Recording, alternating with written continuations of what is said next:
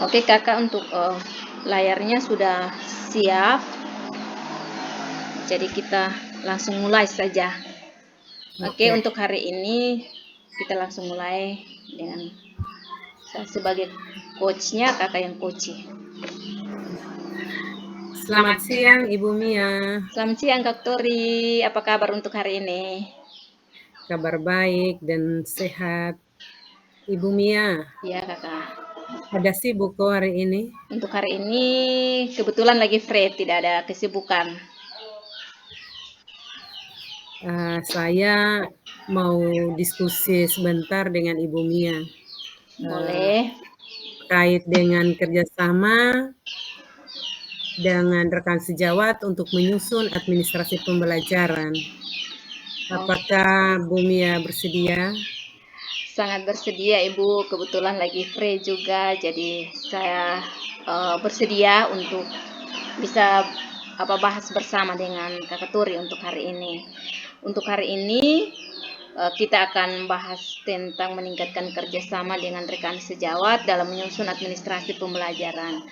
Baik Kakak, apa yang ingin Kakak Turi capai dari diskusi hari ini?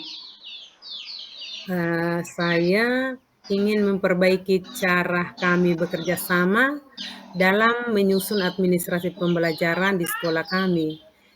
Terkadang dalam penyusunan ini pekerjaan terasa lambat karena kurangnya koordinasi, dan saya sangat berharap bisa meningkatkan efisiensi dan kualitas kerja kami. Oke, baik Kakak Turi. Jadi, secara singkatnya tujuan utama dari Kakak Turi adalah memperbaiki koordinasi dan efisiensi dalam penyusunan administrasi pembelajaran. Oke, jadi adakah target khusus yang ingin Kakak Turi capai dalam beberapa minggu ke depan? Ya, untuk target khusus yang ingin saya capai dalam beberapa minggu ke depan itu, saya berharap semua dokumen administrasi bisa diselesaikan tepat waktu dan sesuai dengan standar, serta kerjasama tim itu lebih terorganisir. Oke, baik Kakak. Jadi, menurut Kakak Tori, apa yang menjadi hambatan atau tantangan terbesar dalam menyusun administrasi pembelajaran bersama dengan rekan sejawat untuk saat ini? Ya, yang menjadi satu hambatan atau tantangan terbesar ketika kami menyusun administrasi pembelajaran, kami sering kesulitan menyelaraskan jadwal. Jadi kadang tidak semua anggota tim bisa terlibat dalam pertemuan. Dan selain itu, ada juga perbedaan pendapat tentang format dan isi dokumen yang membuat pekerjaan kami tidak efisien.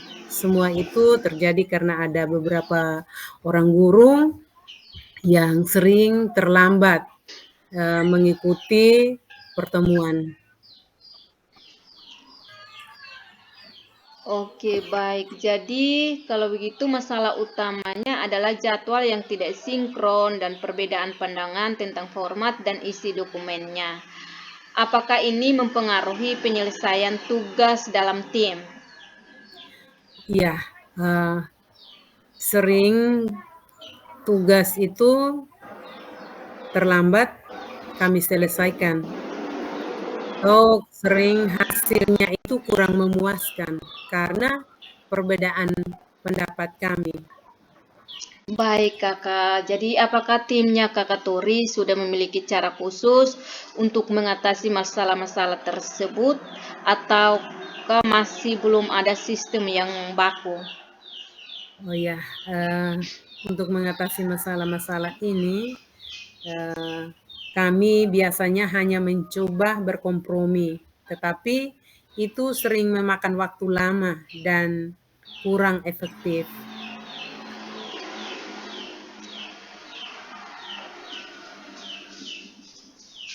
Oke, baik kalau begitu eh, untuk saat ini kita perlu menentukan langkah-langkah yang bisa kita ambil untuk bisa memperbaiki situasi ini, karena kakak kita tahu bahwa perbedaan pendapat dalam satu kelompok itu adalah hal yang wajar, tapi kalau perbedaan tersebut tidak dibenahi maka dia akan terus menerus seperti itu. Karena itu kita perlu menentukan langkah-langkah untuk memperbaiki situasi ini. Misalnya, bagaimana menurut Kakak Tori jika kita membuat jadwal rapat tetap yang disepakati oleh semua anggota sehingga lebih mudah untuk saling berkoordinasi? Ya, itu bisa. Karena bisa membantu saya jika memiliki jadwal tetap dan semua itu bisa menyesuaikan dari awal. Oke, bagus Kakak kalau begitu. Bagaimana dengan perbedaan pendapat soal format dokumen? Apakah menurut Kakak Tori akan membantu jika tim membuat kesepakatan standar format administrasi sejak awal? Oh ya, saya setuju. Standar format akan memudahkan kami dan mengurangi perdebatan. Saya hanya perlu memastikan semua anggota tim setuju dengan format tersebut. Oke Kakak, sangat bagus ya. Butuh kesabaran karena ini kita urus dengan urusannya dengan rekan guru. Jadi saya punya 2 langkah penting, yakni yang bisa saya tawarkan, yaitu menetapkan jadwal tetap dan bisa membuat standar format administrasi.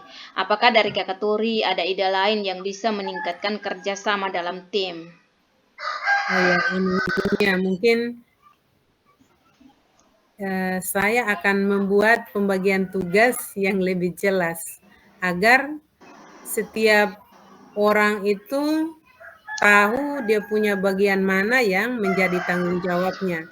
Tidak masing-masing orang itu harus berjalan sendiri-sendiri. Jadi saya harus membuat pembagian tugas itu yang jelas.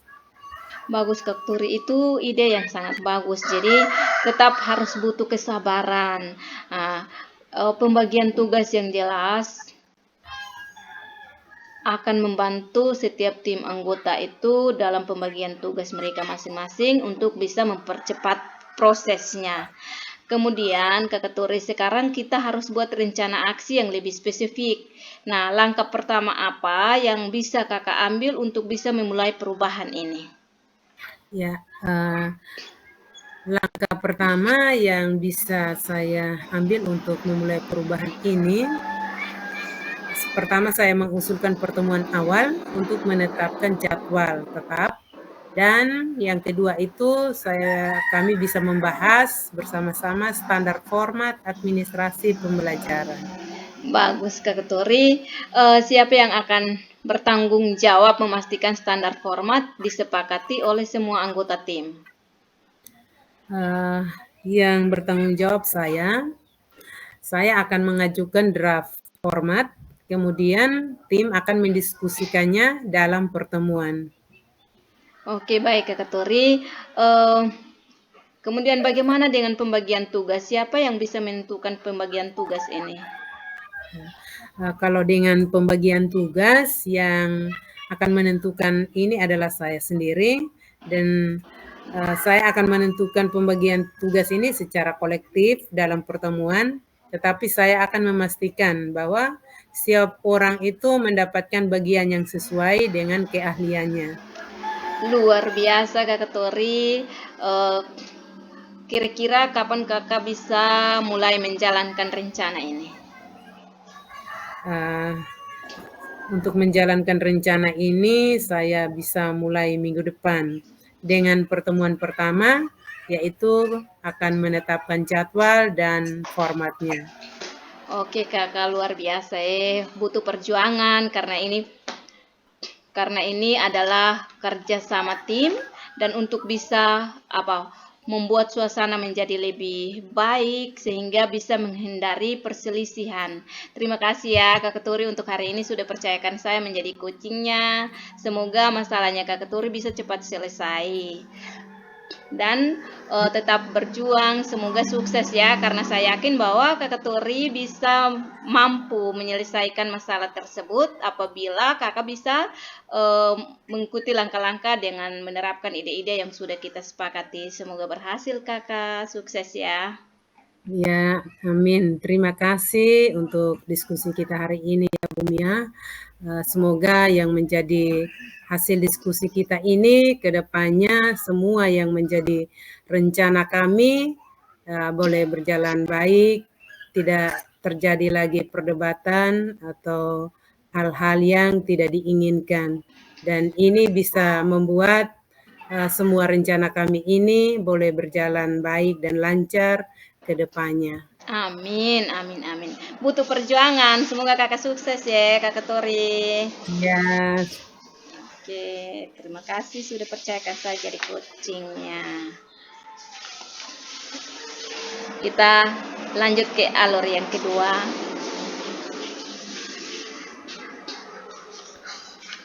Alur kedua itu kita harus buat terbalik. Sekarang Kakak Tori yang jadi coaching, saya coachingnya. Jadi kita yang tadi karena saya sudah jadi coaching buat Kakak Tori, sekarang kita beralih gantian. lagi. Oke, Ya, iya, oke. Kakak Tori, selamat siang. selamat siang adik. Kakak, mohon maaf mengganggu sebentar. Apa kakak ini hari sibuk tidak? Hari ini saya ada free. Oke, baik. Kakak sama minta tolong. Bagaimana? Kebetulan saya ada mengalami sedikit kendala, jadi saya mau berbagi atau bercerita dengan Kakak Turi untuk bisa menemukan solusinya. Apa kakak sibuk tidak untuk hari ini? Tidak sibuk, saya ada free. Tadi ada kegiatan tapi sudah selesai. Oke. Bagaimana Bu Mia, Ini adik karena ya? saya takut kalau misalnya Kak Turi sibuk kan pembahasan kita nanti tidak terpotong-terpotong, maka saya minta Kak Turi kalau memang sibuk boleh kita tunda, tapi kalau tidak sibuk ya kita mulai untuk hari ini. Kebetulan saya Ya, ada kendala karena dalam pembelajaran atau pembahasan di kelas itu saya lihat ada siswa-siswi tertentu yang sulit paham tentang sabung pembelajaran, sabung hasil belajarnya. Karena itu saya mau bercerita dengan kakak untuk carikan solusinya sehingga saya bisa meningkatkan motivasi belajar siswa tersebut. Bagaimana, apakah kakak bisa bantu saya untuk masalah ini? oh ya sangat bisa. Ini masalahnya apa? Ini masalahnya karena siswa kurang aktif dalam pembelajaran saya. Jadi saya mau supaya bisa meningkatkan motivasi belajarnya mereka. Karena itu saya mau berbagi dengan kakak dan kita bisa carikan solusinya sama-sama. Oh ya baik. Apa ini Bu Mia? Ya, Ya, mungkin saya bertanya sedikit.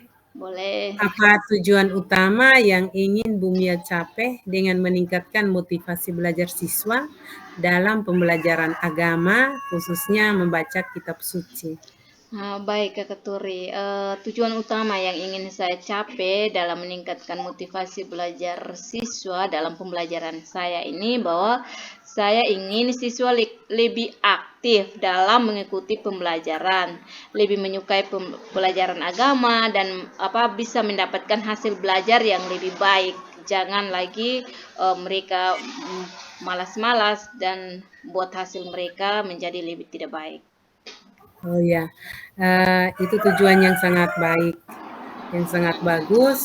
Sehingga ini mari kita bahas lebih lanjut bagaimana kita bisa mencapai tujuan tersebut.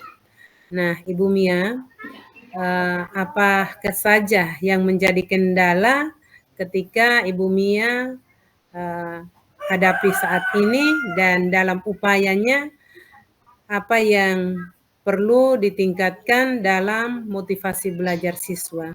Oke, baik Kakak. Yang menjadi kendala untuk saat ini adalah siswa itu sering merasa kesulitan dalam materi dalam pembelajaran yang saya sampaikan. Kemudian ada juga siswa yang kurang tertarik dengan pelajaran. Dan dalam pembelajaran itu kadang ada siswa tertentu yang kurang percaya diri karena mereka menganggap bahwa pembelajaran atau materi dalam agama itu terlalu monoton. Ya, terima kasih atas informasi yang berharga ini.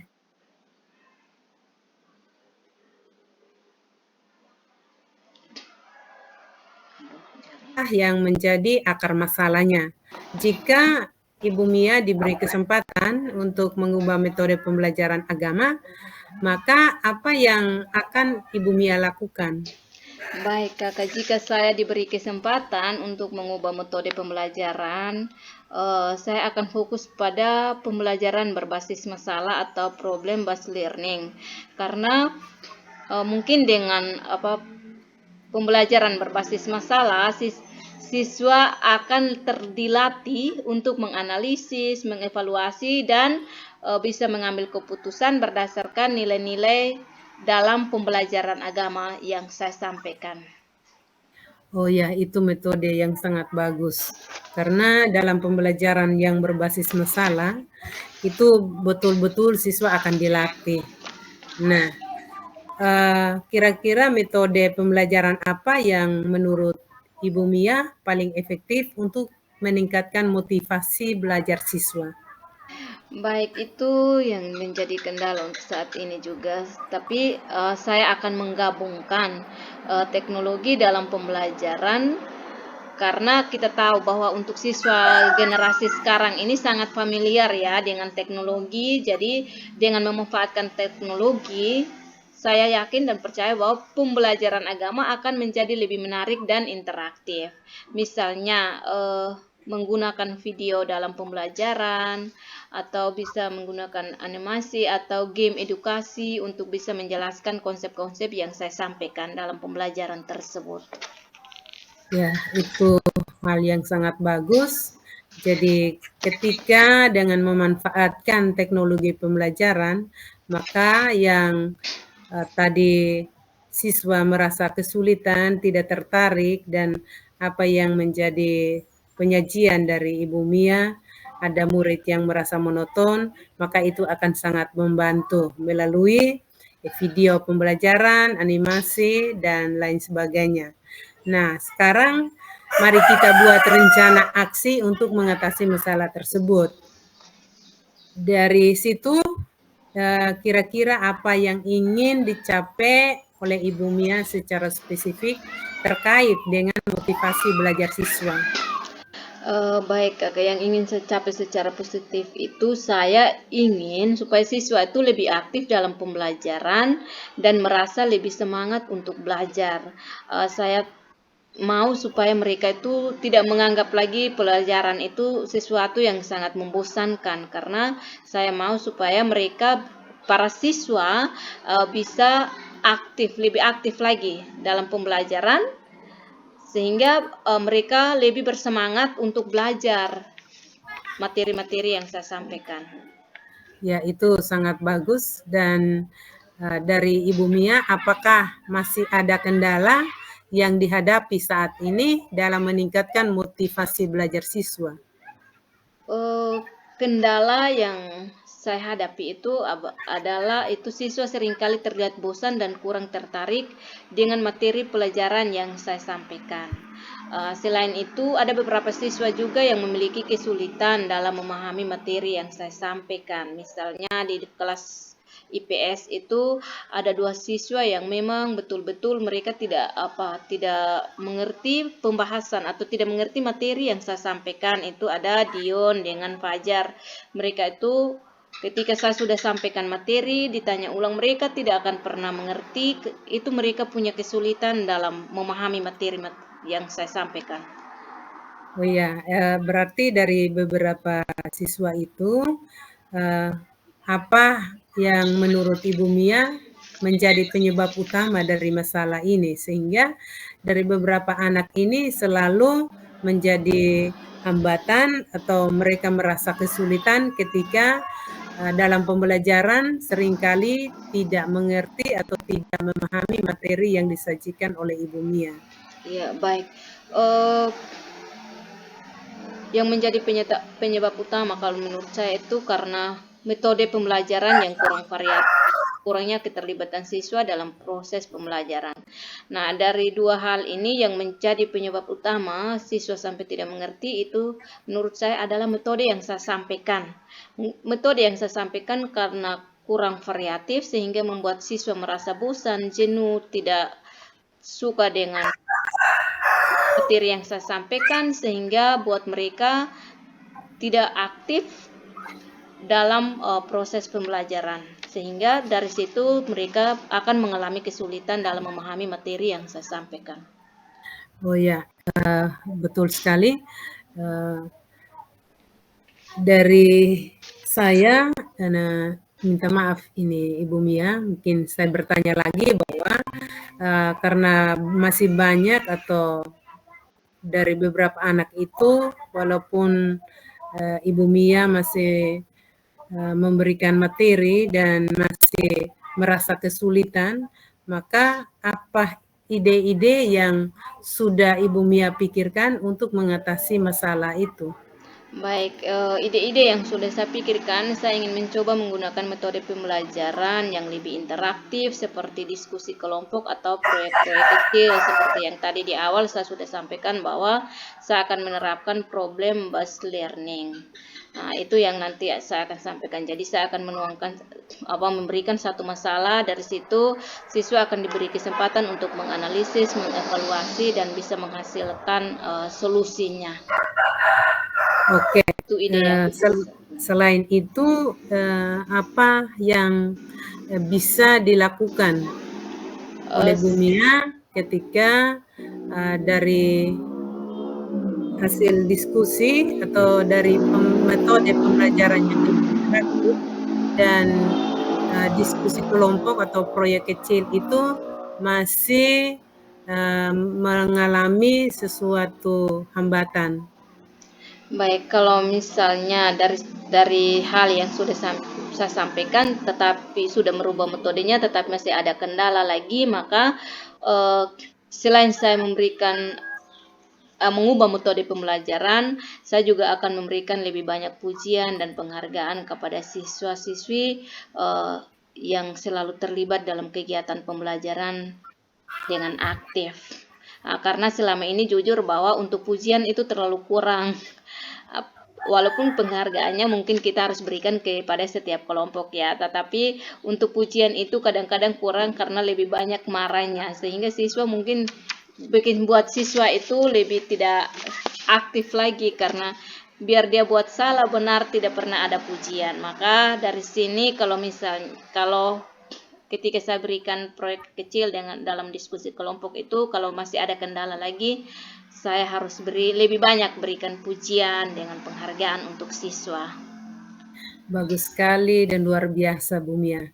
Bagaimana jika kita coba buat rencana aksi yang lebih spesifik?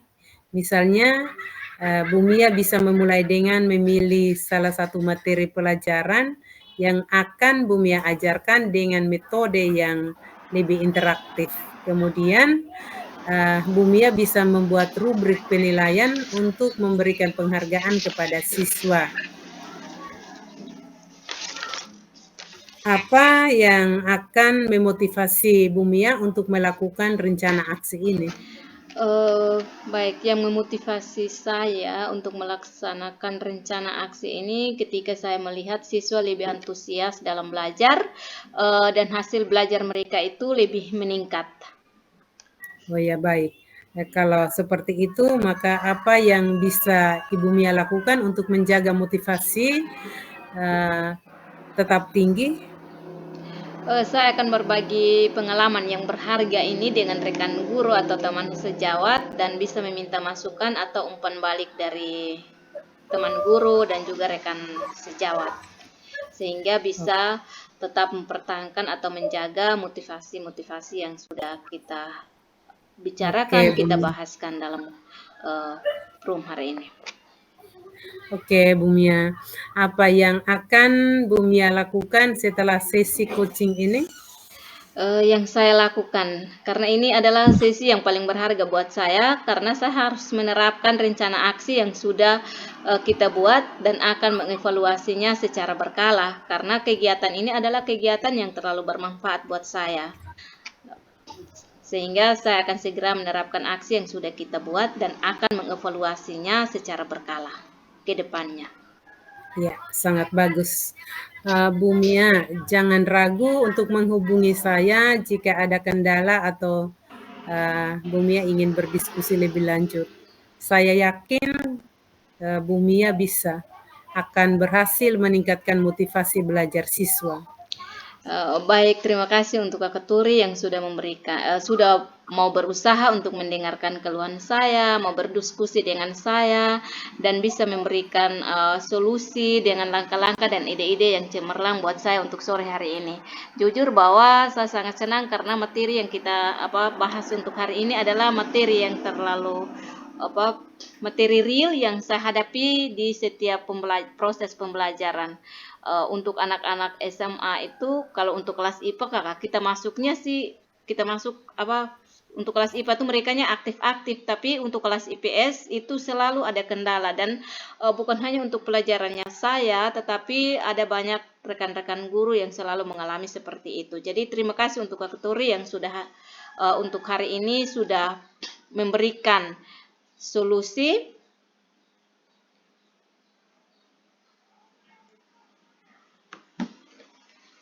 Untuk hari ini sudah memberikan solusi buat saya. Ini sangat bermanfaat buat saya, dan kedepannya saya akan menerapkan apa yang sudah kita sampaikan, apa yang sudah kita bahas bersama, dan solusi-solusi yang sudah kakak berikan, ide-ide cemerlang yang sudah kakak berikan. Jadi saya tetap akan melaksanakan aksi ini dengan segala rencana yang sudah kita buat dalam pertemuan sore hari ini. Ini jujur ini terlalu bermanfaat buat saya.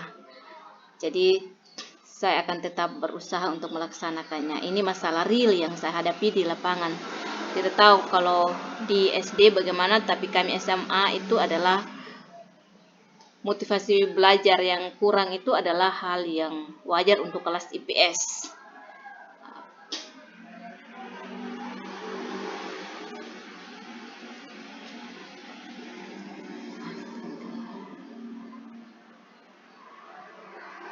Oke, Kakak Turi. Ini masalah jaringan ya.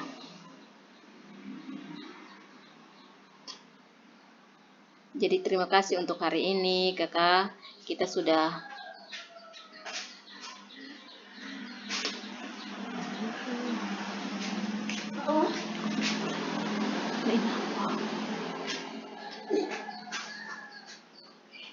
ini pengaruh jaringan ya. Otomatis sudah.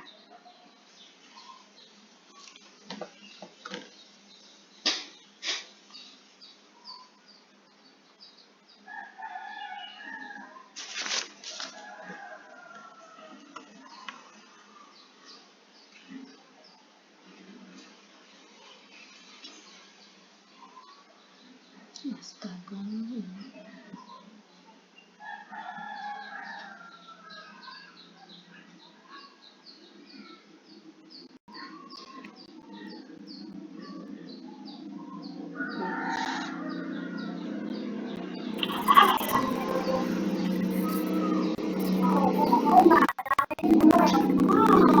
Aduh, doktorin.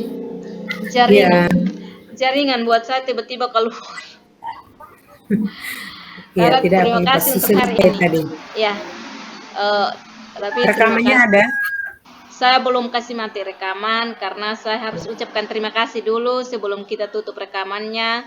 Masalah yang saya bahas ini adalah masalah real. Jadi terima kasih untuk ide-idenya, terima kasih untuk langkah-langkah yang harus kita ambil. Kita tahu kalau di SD bagaimana, tapi kami di SMA hal wajar kalau di kelas IPS itu ada siswa-siswa tertentu yang kadang tidak fokus untuk pembelajaran. Jadi terima kasih banyak Kak Turi, ini hal yang sangat bermanfaat. Nah, bagaimana dengan kakak pemasalah yang tadi? Baik, untuk masalah saya seperti tadi kalau rekan sejawat ketika kami di tahun ajaran baru biasa menyusun administrasi pembelajaran, itu ada 1-2 orang guru yang sering terlambat menyelesaikan itu karena mereka sering tidak mau bergabung dengan kegiatan itu. Juga dari beberapa guru itu pun biasanya banyak alasan bahwa yang kita kerjakan itu harusnya kita harus menunggu sosialisasi dari kepala sekolah atau dari dinas atau dari KKG. Tetapi sering saya bilang kalau bisa kita mulai dari sekolah dulu, setelah itu kita berkonsultasi lagi ke gugus. Dan kalau toh belum kita menyelesaikan apa yang menjadi administrasi ini dengan baik, maka kita bertanya lagi ke dinas. Oke, baik Kakak. Terima kasih untuk bagi pengalaman hari ini. Ini rekamannya ditutup.